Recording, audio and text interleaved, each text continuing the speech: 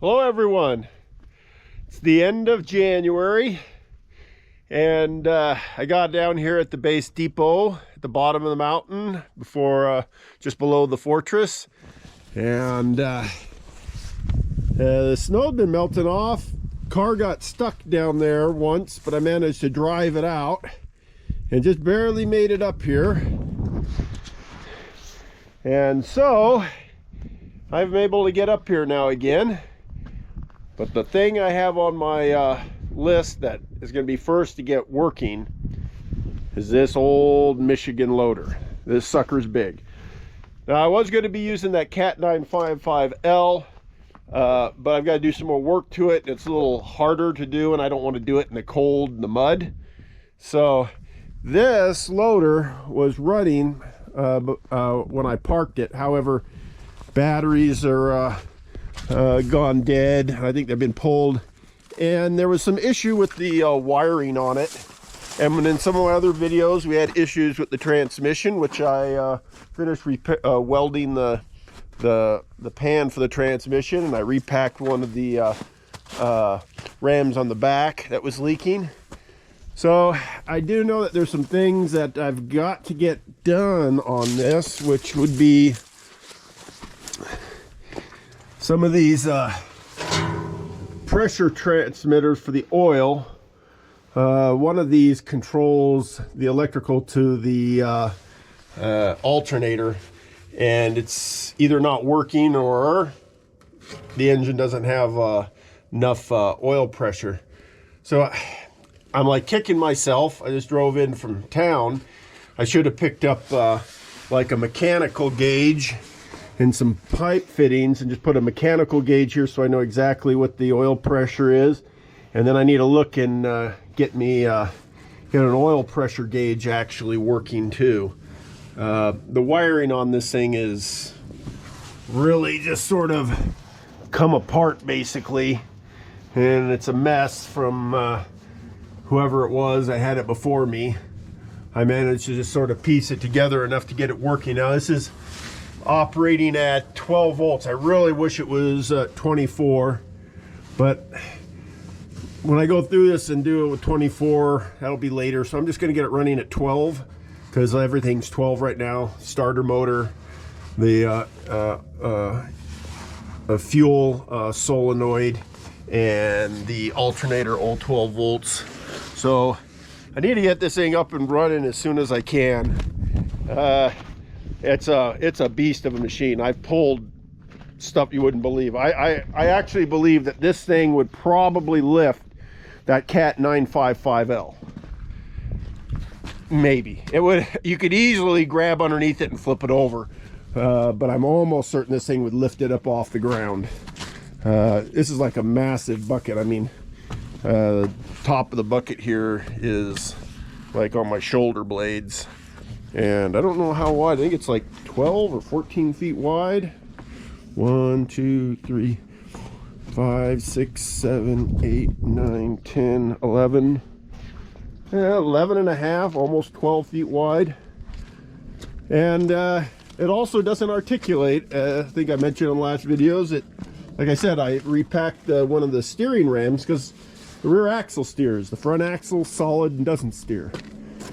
So I have pulled and dragged some stuff. I mean, like this big huge boulder right here. I don't know how long this thing is. 14 feet long, 8 feet wide, 4 feet thick.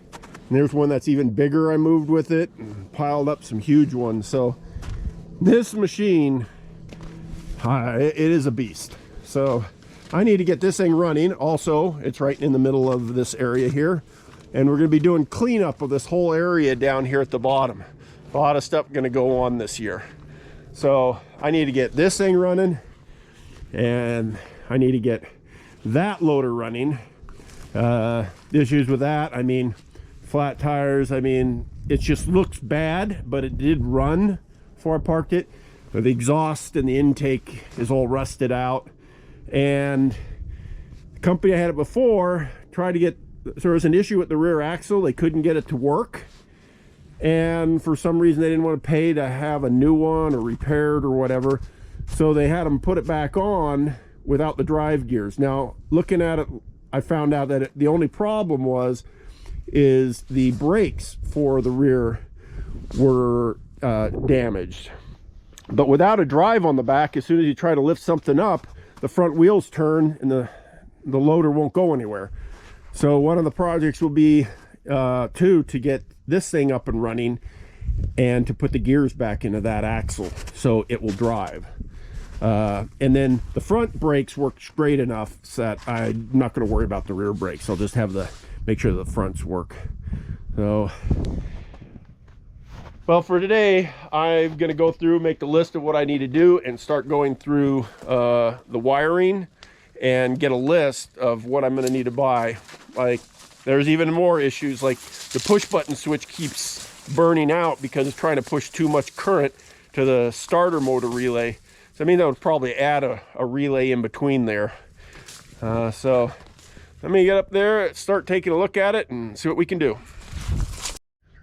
One thing I noticed earlier this last year was my fuel cap for the diesel on this side tank, because it's got a tank on either side, was off. So it must have flipped off, or I didn't tighten it enough. So I'm going to go underneath the tank here, and about underneath there, take that plug off and see if there's any water from the rain that got into the tank. I want to make sure I'm not going to be sucking up any water. So I'm going to do it on both sides and make sure there's nothing crappy in the bottom of the tanks. Just makes it easier for when I go to try to start it.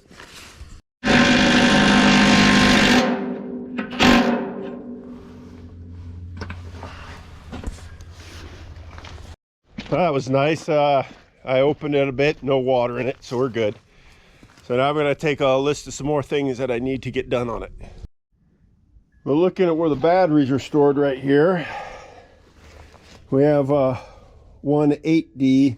I remember pulling the other 8D out, and that battery's completely toast. So I'm going to need 2 of the batteries. I was really planning on remaking this to hold the 31s with the threaded tops, but that would require me completely fabricating a new piece right there. I'm not ready to do that, because it's nice to use the 31s, because I put 31s in everything. But so that means like Monday, tomorrow, I'm gonna have to go and purchase 2 8Ds. This thing needs a lot of current to turn the humongous engine that's in this thing. And I need batteries will probably be the most expensive, but it'll be awesome to get this thing going. I've never like tried to pull something and it wouldn't pull it. I've tried to push and lift stuff up against in there, but it'll only stop when it hits bedrock. So let me look some more and finish up my list. That means I got like 2 batteries, got oil pressure gauge, oil pressure sensor, got a switch, we need a solenoid, we need fuel, because I know there's not much fuel in the tanks. Let me think what else I need. I'm on the Michigan. I pulled out the 1 battery that was here so I can pick up 2 new ones. One big thing that I just want to mention to people is when you're working on a lot of this older equipment, when you see stuff like this, a bolt here, it's a bit rusty, you never know if you've got a really good ground or not. Even if you have a ground, it could be a little bit corroded, and especially when you try to run the starter motor, if there's just a little bit of corrosion, you know, the starter motor may turn, but it may not turn as fast as it would be if you had a really good connection. So one of the big things I am going to do is I'm going to take this bolt out and replace it with a brand new bolt. And when I go to do it, I'm going to check all these wires, make sure they're all nice and clean, because it doesn't take much corrosion on any of these wire surfaces to make it so that the machine is like hard to start. So since I cannot start this thing today, I will find all the little things I can do and get the parts and everything. And then as soon as I'm done here, we'll look around to see what else we have to do. Well, just as I was saying, there's that bolt. It's the ground bolt. And all the power goes right through there to the ground. And it is completely rusted.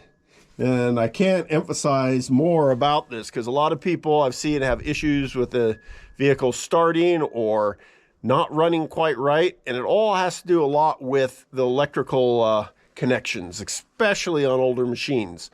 This was one thing that I was to work on one of Sparks's semi trucks, as it was like randomly not operating, and the only checked a lot of stuff, couldn't figure out what it was, and then just started looking and noticing that, you know, the power wires to the battery and the grounds of the battery were not that good.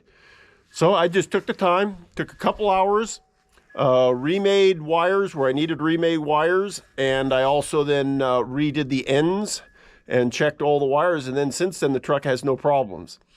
And that is a big issue with trying to start this. So I'm glad I really decided to take that bolt off. I mean, anytime my grounds look like they're rusted at all, I replace them, clean them out, use a wire brush to clean all the edges for where it's going to contact on the side, clean all the connectors. And I always like to put anti-seize, doesn't matter, silver or the goldish stuff, on it, and then it won't corrode or rust again, and it'll stay good for basically forever. All right, well, I hope that was a useful bit of tidbit for people trying to get some of their equipment started. But this is what I found a lot of the time. The issue is just the wiring, especially the battery cables. So, all right, I got to finish pulling that out and keep looking. Well, I went through the Michigan, put together a nice list of parts. That's about all I can do with it today. But the other thing that I have to look at is I've got a lot of work is going to be done down here at the bottom, especially with some tunneling. So one of the big things is I got to see about getting both this driller, it's a Joy, and this other driller, which is another Joy. Looking at it, the military was using this model right here. Now, they're all supposed to be run off of this Joy air compressor, which is huge, but I've tried to start the air compressor and I can't get it to fire, and I don't know what the issue is. I actually picked up basically all of this from a family the member had died that was doing mining down in Eureka, Utah, and so, oh, I just noticed something really bad. Some corrosion right there. I'm gonna have to do some work on that ram. So, before I had done some work on this to get it working, and I actually moved it around a little bit with another air compressor, but I could not get the hammer drill to operate. And I don't know if it was, I didn't have enough cubic feet per minute air to get it to operate, but it's been sitting for a long time, so the chances are that thing's gonna have to be rebuilt. Probably the same with this. One issue with this is it's a little bit bent. I think it's still usable, being a little bit tweaked, but I'm sure that thing is going to be needing some work on it too. But I notice there's some corrosion on my rams, not good. So, well, I was hoping to see if I could get more done today. It's just too muddy to do much. But this is just going to be a basic overview. Winter looks like it's slowly coming to an end, and I can get to some other stuff. So there's just sort of the logistics of getting some of the stuff ready for all the projects coming up. And I really appreciate all of my supporters, because a lot of this equipment, when I got it, I mean, I've used it and then it got, you know, put away. And when I used it, I basically just fixed it enough that I could use it for as soon as I could. So I didn't have the funds to really put them together the way I wanted them to. But thanks to all the generous support and everybody watching my videos, I've been able to make enough money to just keep some of this equipment to be repaired. Like I've got like the Cat 955L, that's going to be worked out. And it's just, it's a lot of work, and I've got a few people that are interested in helping. So it's going to be an interesting year 24. So thanks everyone. Just gonna be a short video. Thanks for watching. Please subscribe, please like, hit notifications, and I will see you on the next video.